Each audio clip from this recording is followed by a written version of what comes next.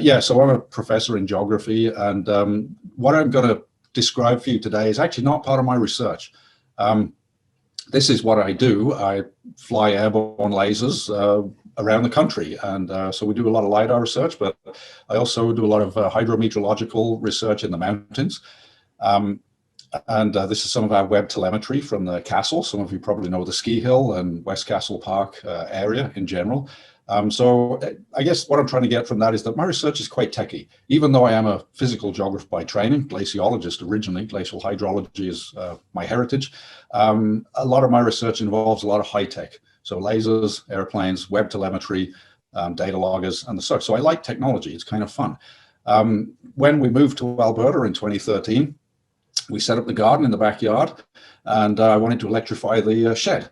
So the easiest way to do that, and based on my experience, was to put solar panels on the shed and wire it up. So I did that. And instead of putting a big thick cable out from the house, I just put batteries in there. And so from that experience, you know, I also stuck a data logger and a shortwave radiometer on the shed. I was able to monitor the incoming radiation. So you can see the diurnal signatures there and the temperature on the batteries. So that gives us some idea of our health of the batteries. And so then we look at a summary over the whole year. And what I found was not exactly surprising. During winter, the batteries had a hard time keeping their charge. And of course, so for 3 months of the year, it was a little bit challenging. And of course, that is the challenge with solar, right? I mean, we've got shorter days, we've got snow. And so that is one of the challenges that we have to deal with in this part of the world. But anyway, so what you see here is the annual trace of shortwave radiation over our shed. And what we see is this kind of a drop in charge on the battery in winter. So that's a little bit of a challenge. But the good news is for 9 months of the year, we're able to maintain stable charge on the battery, regardless of whatever the energy consumption was in the backyard. We're able to maintain a good charge. So, you know, I mean, kind of building a little bit on that experience, we decided to consider solar power. Now, this isn't ours, but when we think of solar power, this is what we tend to think about, you know, fields and fields of PV arrays, photovoltaic arrays. Sometimes they look like this, fairly large arrays. You'll see them a lot in this part of the world, of course, whenever you're driving down big open areas, farmlands. But this is household. So, you know, we don't have that kind of real estate in terms of backyard space. So if we want to do this in an urban environment, of course, our roof is the best bet. And you know, Lethbridge has got quite a few houses now that have gone solar. There were some rebates available 2016 through 2018, 2019. I can't remember when it started and ended exactly, but a few years ago there were rebates in Alberta, and that incentivized a lot of people to do this. We don't have the rebate program anymore.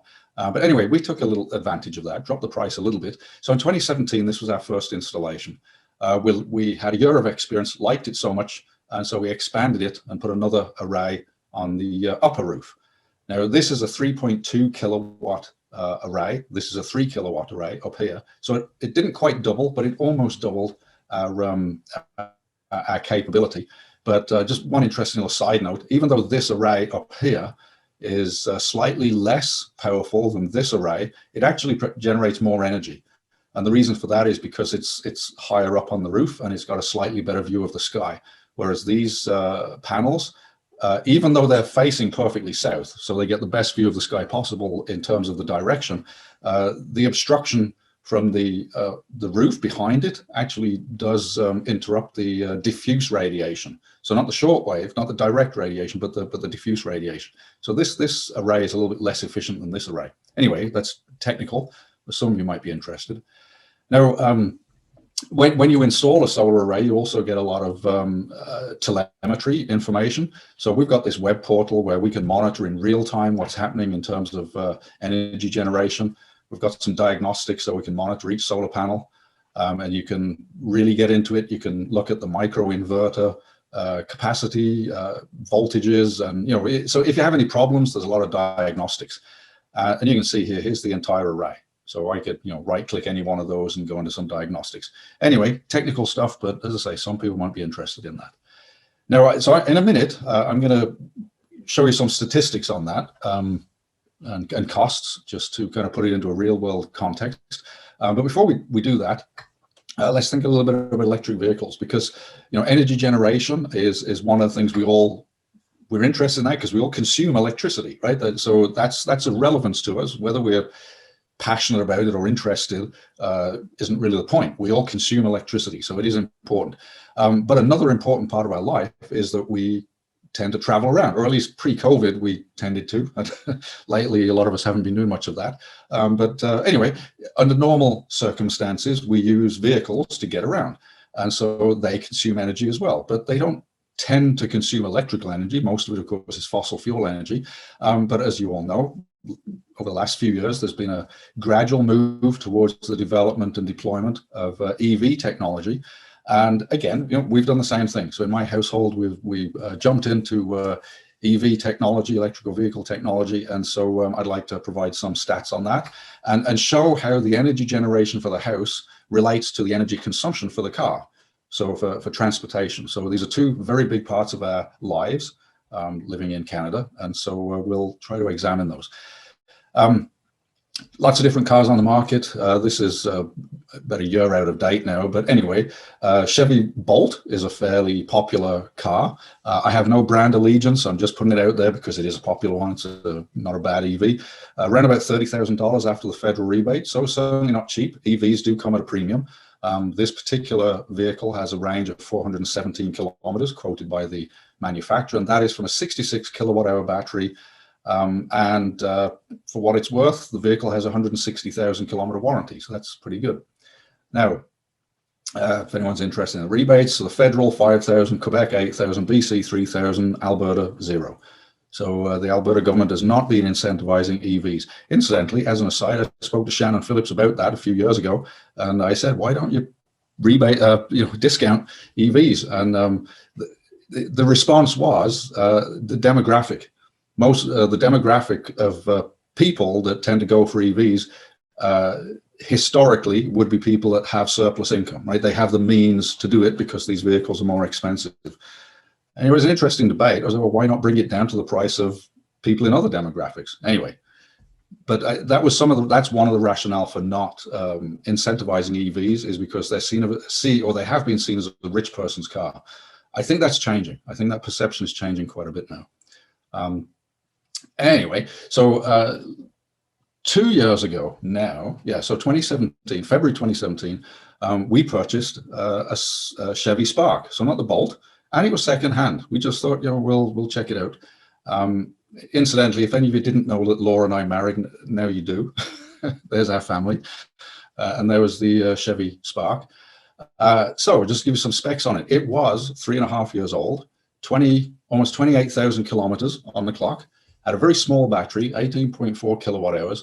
And so what that means is in the summer, you can do about 150 kilometers on a full charge. And in the winter, you can do about 80 kilometers on a full charge. So relative to a regular vehicle, that's not impressive, right? Normally we're thinking somewhere in a 300 to 600 kilometer range would be fairly typical for most vehicles. So this is obviously quite low.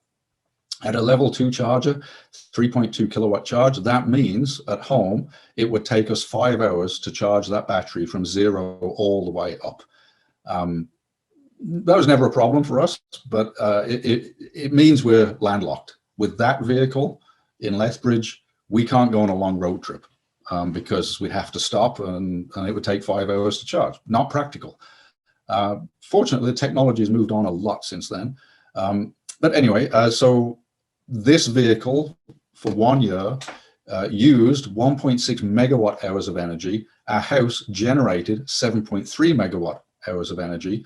And so you can see the relative balance. I don't know what that is, 20% or something, but I'll come back to that in a minute. So some of the pros and cons, well, we don't have to stop for gas. We don't use gas, so we've got a better environmental or CO2 footprint. And I'll show you some of the stats on costs in a minute, but bottom line, less than 20% of the cost of a regular internal combustion engine. Instant torque. So if any of you haven't had the experience in an EV, I urge you to do so. If you think they're slow, they're not. They're fast. You got instant acceleration. You don't have all of that inefficient transmission to go through. Your foot basically is battery, motor, boom, gone. Very quick acceleration. Charge at home. That's convenient. no oil brakes, regenerative brakes. Anyway, all kinds of interesting elements of the technology that make EVs just generally a better technology than internal combustion engines. But, and these cons are big ones: limited range and purchase price. They are more expensive for today, and the range is certainly a concern. So yeah, I'll look at some of those stats in a minute. Now, here's screen grabs from inside the vehicle, and I could show you lots of these things, but these are just a couple of examples. You've got some real-time diagnostics that's reporting to you how efficiently you're driving, and it's really neat from a driver's point of view to get that kind of feedback, because it forces you to think about, well, how hard am I hitting the pedal, whether it's the gas or the brake, and am I driving it optimally? And so it motivates or incentivizes efficient use of the vehicle. So that's kind of nice. All EVs have that. Now, obviously, there's a difference between efficiency in summer and winter. So here we've got a readout in the summertime. So you can see during the summer, we're getting around about 12 kilowatt hours per 100. And during the winter, it's around about 23 kilowatt hours per 100. So those are averages. It goes up and down, of course. But there's a big difference, almost a doubling of energy consumption in winter over summer. And that's fairly consistent. I've got another year of experience now, but now it's in a Tesla Model 3. We liked the Spark so much that we upgraded to a Model 3. Again, secondhand. This is another thing a lot of people don't realize. There's a really healthy secondhand market for EVs. It's just not something you're all that aware of, but it's out there. Anyway, so this is the important number. The annual average is about 16 to 17 kilowatt hours per 100. And incidentally, I found over 1 year with the Tesla Model 3, it's about the same. So even though the Model 3 is a bigger vehicle than the Spark, considerably bigger and considerably faster, and it goes considerably further. I'll do over 500 kilometers on a let's say full tank, or I should say full battery.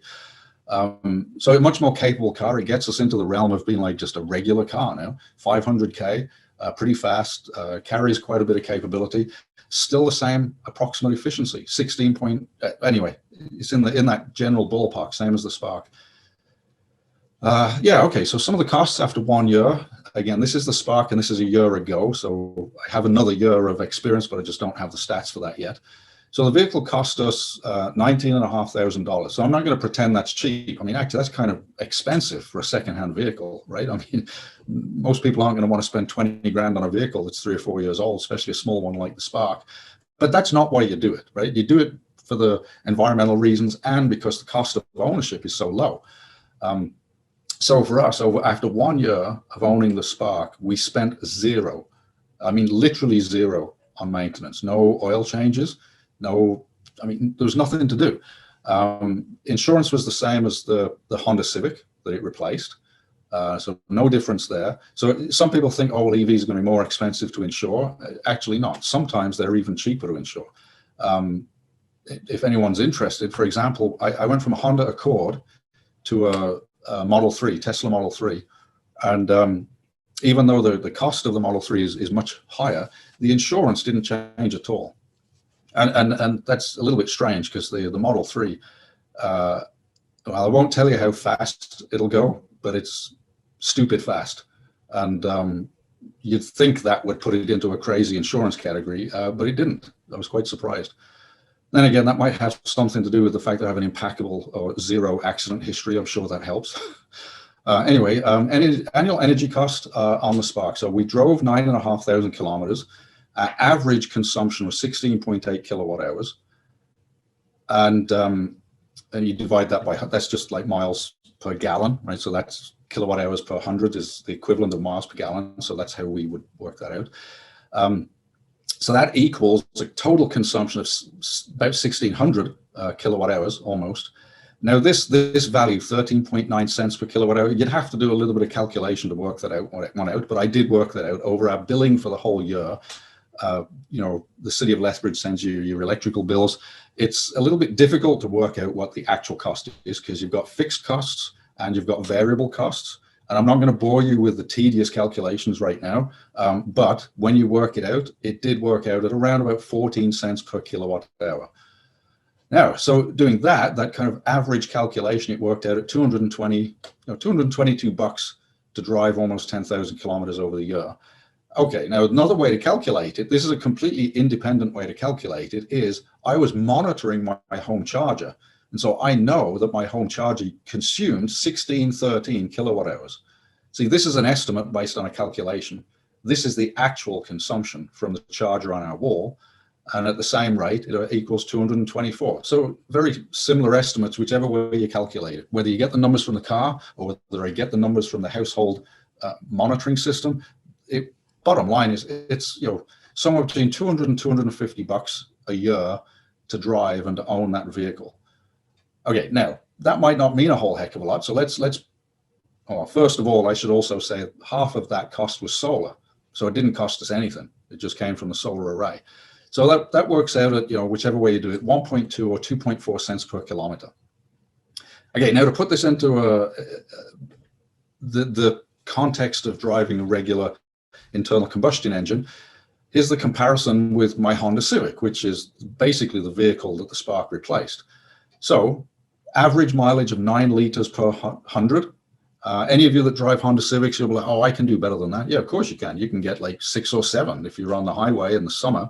But in the winter, you're not. You're going to be like 13, 14 liters per 100. So averaged over the year, the Honda Civic gets around about 9 liters per 100, and that's driving it fairly carefully. Gas costs around about 110, at least that's what it was last year. I think it's fairly similar to that now. Total cost works out at around about $1,000 versus a little over 200, and about 11 cents per kilometer. So right away, we see that the cost to drive just on fuel alone, not even maintenance, just on fuel alone, the cost of the EV is 10 to 20% of the internal combustion engine. And that doesn't speak to the environmental footprint, right? We're not talking CO2 here. We're just doing cost to drive. So yeah, you've got a high cost of purchase. The EV is more expensive to buy, but to own it is a lot less. And so you got to think about costs over the long term. Okay, so now let's think about the CO2 footprint. So when gas is burned in an internal combustion engine, carbon atoms mix with heavier oxygen atoms to form CO2. 1 liter of gasoline equals 2.3 kilos of CO2. You're just going to have to trust me on that one, I'm afraid. You'd have to get into the chemistry, and I'm sure some of you do chemistry and would like to get into that, but that's another lecture. Anyway, so for 9,500 kilometers in the Civic, that equates to about 2 tons of CO2 for a year. Now, to calculate the EV CO2 footprint is a little bit different. It's difficult because the battery isn't giving off CO2, right? It's completely different. The CO2 is coming from it's from the grid.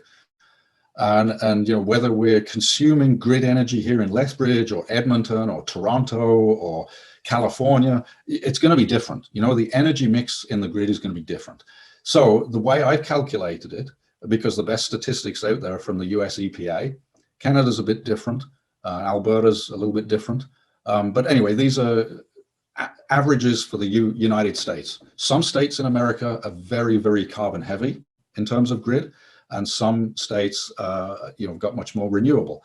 But the average across the grid in the US, I'm assuming is fairly similar to Canada. I don't know, I could be wrong with that. But anyway, I'm using the US estimate. And so for the US, the grid average of CO2 per kilowatt hour is 0.48 kilos. And so what that tells us, applying that to our consumption, gives us 0.78 tons of CO2. So already much less CO2 than the Civic. Now, of course, for us, 50% of our consumption or the charge came from solar. So for us, it's about 0.4 tons of CO2.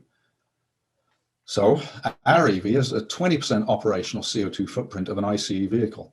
Now, the reason this is important is because I'm sure you've all seen on Facebook, Twitter, Instagram, wherever, it's social media, you'll see these silly cartoons that'll have like a cartoon or an EV hooked up to a charger, hooked up to the grid, hooked up to a power station, just pumping out, burning coal and pumping out CO2.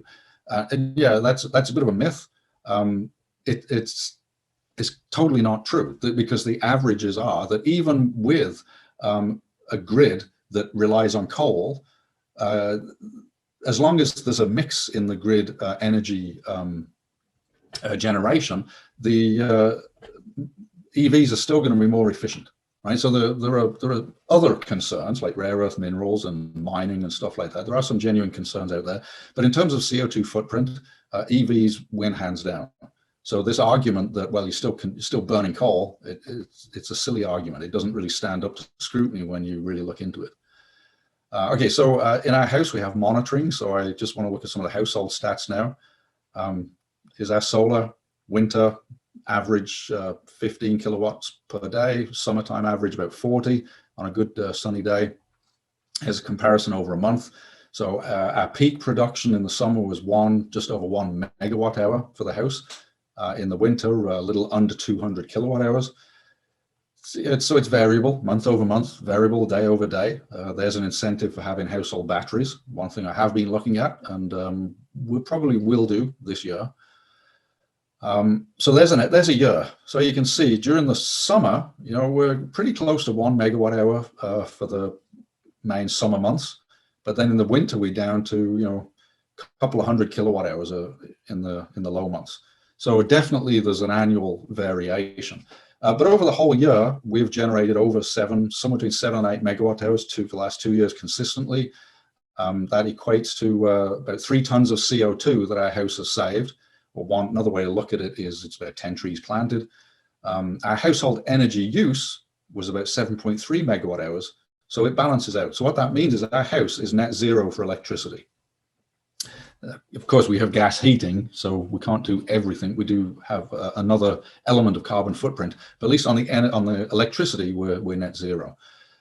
So I think this is where I'm going to end. I'm just going to put all of this in here. Okay, so solar gen, these are just some stats. 936 kilowatt hours of generation. Of that, oh, sorry, this is one average month. This is not the year, just one average month. Of that, 710 goes to the grid. We use 250-ish on site. We consume about 314 from the grid, and our total energy consumption is about 570. So this is an average month. It'll be, obviously it's going to vary from there in a given month.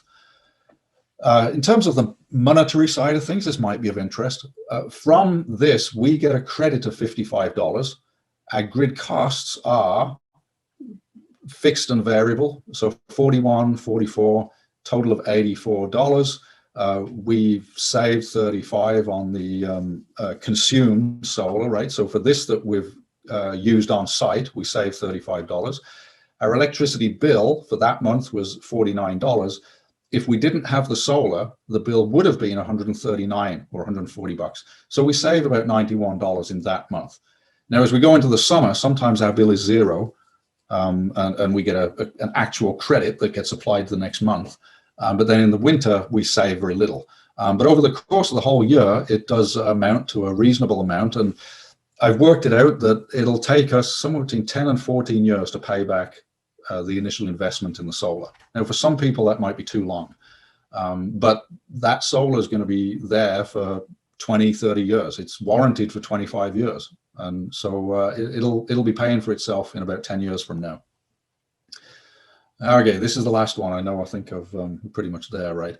But yeah, bottom line is the Spark was good for city commuting, but we've upgraded to a Tesla now. We've already gone on road trips around BC, and it's no problem. I can drive up to Edmonton, and it's no hassle at all. Having 500-kilometer range on the tank is not a challenge, and we've got fast chargers anywhere. So in less than half an hour, I can charge up the Tesla at a fast charger. So it's really not a hassle anymore. Still slower than filling at a gas pump. But I don't mind stopping every few hours and getting a coffee and charging for half an hour. It's really not a hassle. But the smaller EVs are no good for long distance. 20% operating costs of an internal combustion engine. We saved 1.6 tons of CO2 in 1 year. Solar microgeneration, our bills have dropped about 50%. It allows us to fuel about 50% of our EV mileage from solar. Return on investment, 10 to 14 years, and we've saved 3 tons of CO2. So putting the two together, the initial investment is high. The payback is over a long period of time. So that's a disincentive to many people. But if, like us, decent salary, not living too luxuriously, well, then we're doing it because of the environmental benefits. That's why we think it's good. Now, here's just one thing to end, is a lot of people argue that solar is just expensive, right? Well, actually, the costs are coming down very, very quickly. So what I personally invested in solar in 2017 and then again in 2019, is several $1,000s more than if I did the same thing today.